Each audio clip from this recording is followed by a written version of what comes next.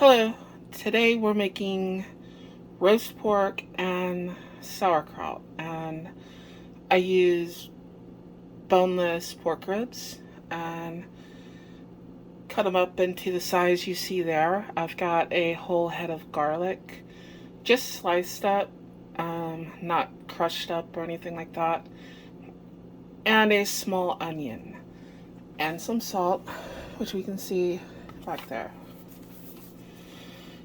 And thanks to a few Patreon donations, I've got a new camera stand that I am getting used to, so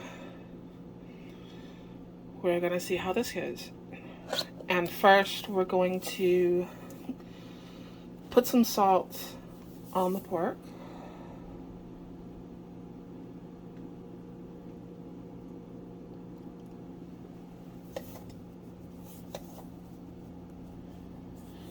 You don't need a whole lot of salt. Just want to get kind of up high.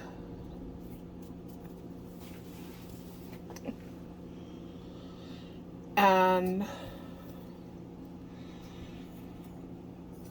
then we're going to take the garlic. And we're going to sort of do the same thing. Hold it up a little bit high. And sprinkle it over the top.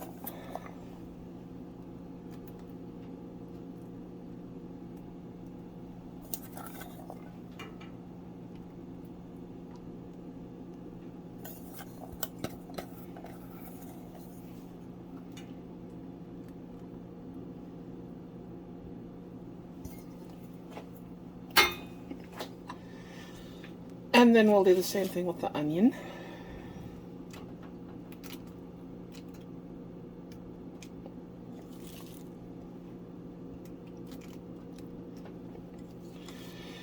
And it's just like one small to medium-sized onion. I've got about 2.5 pounds of pork here. It said like 3 pounds and something was supposed to be completely boneless, but it had a few bones in it, so it's probably around 2.5, 2 3/4 pounds worth. And my oven is preheated to 400 degrees. I'm going to put this in the oven for about 30 minutes. Then I'm going to turn them. Probably be about 20 minutes later, I'm going to check on it. Turn them again. Maybe 15 minutes later, turn them again. Until they're done. And I'm also going to add some water to this. So, sorry about that. Didn't have my water ready. And I put about 1 3/4 cups of water in there.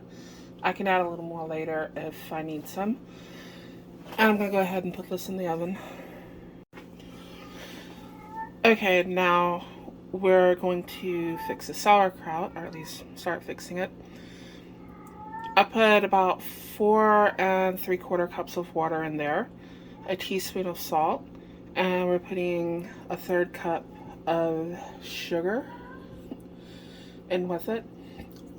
I strained the sauerkraut to make sure, but this one didn't quite need it. And let me see what's the thing. That's the sauerkraut I used. Let me see if you can see that. And it has caraway seeds in it. If you have sauerkraut that does not have caraway seeds in it, I would put about a 1/2 teaspoon of caraway seeds in there. And you want about 1/4 of sauerkraut. This is maybe an ounce less than 1/4 that I put in there. The cans have weird measurements anymore.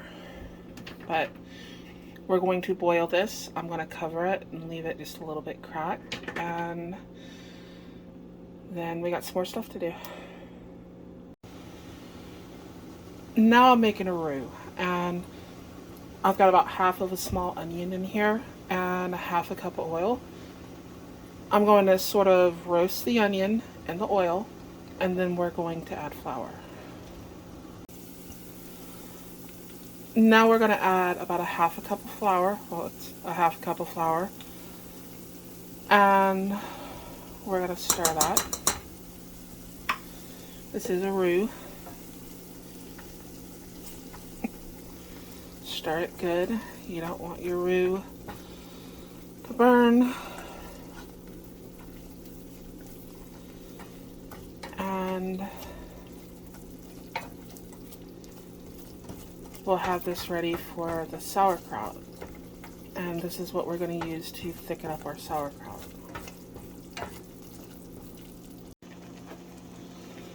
Now our cabbage is nice and soft, and I'm going to add this roux to it as soon as I grab the right spoon.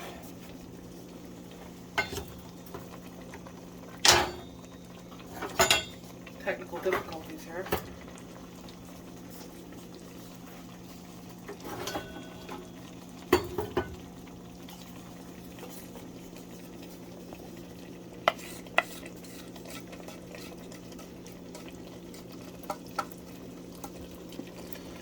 You're going to want to stir this in.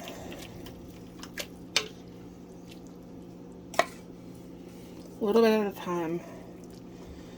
And stir this in.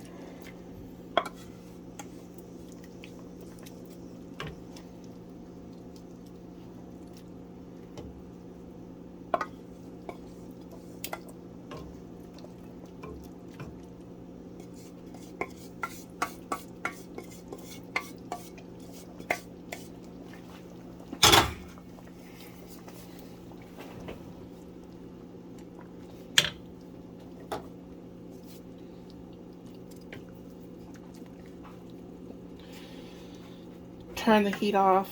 Your cabbage is pretty much done at this point. And now I'm just waiting on the pork to be done. Okay, the meat is done. I had it for 30 minutes on one side, 30 minutes on the other, then I turned it over for another 20 minutes, about an hour and 20 minutes at 400 degrees, and we preheated it to 400 degrees. And I cooked some potato dumplings that I found. I'm probably going to do something where I make homemade potato dumplings at some point, but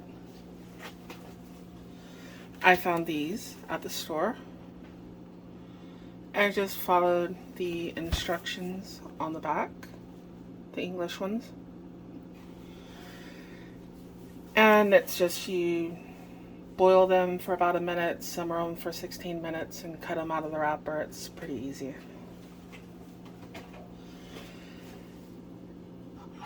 And then this is the finished product. It's pork, sauerkraut, and potato dumplings.